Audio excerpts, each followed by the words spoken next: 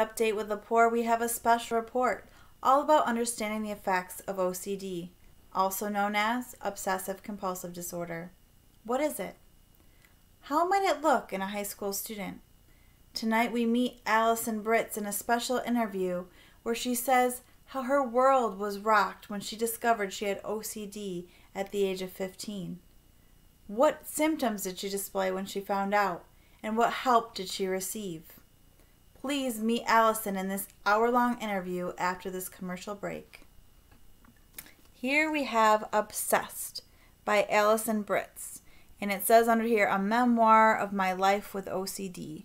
So this is her real experience.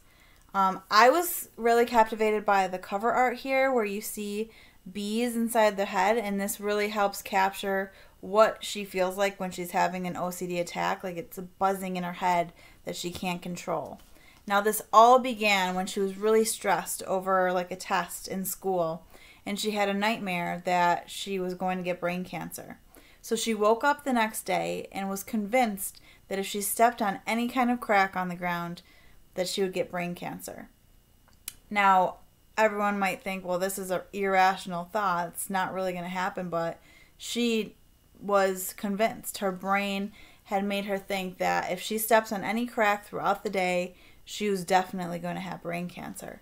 So she started into school and she was tiptoeing over every crack in the tiles, and her friends were like, whoa, what is going on with Allison? This is not normal for her.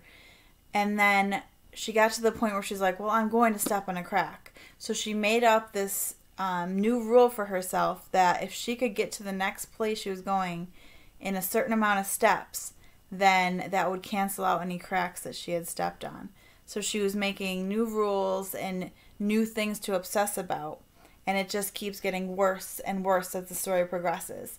At first, she has no idea what's going on with her. She just thinks that something's wrong with her. She's afraid to tell her parents, to tell her friends. She isolates herself and tries to figure it out on her own, until one time she actually does, reach out and discover she has this OCD. So you have to read to find out what are some of her other symptoms. And I was really enlightened because, some people just use this term lightly, like, oh, my OCD is kicking in.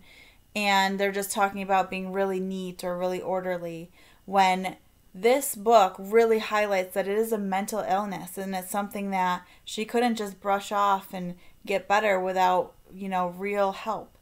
So I learned a lot by reading it, and there's some resources she includes in the back, places that gave her a lot of help, and it really helped me see this experience through her perspective and like what she felt every time that she felt she was having this OCD attack and that something else was going to become dangerous in her world.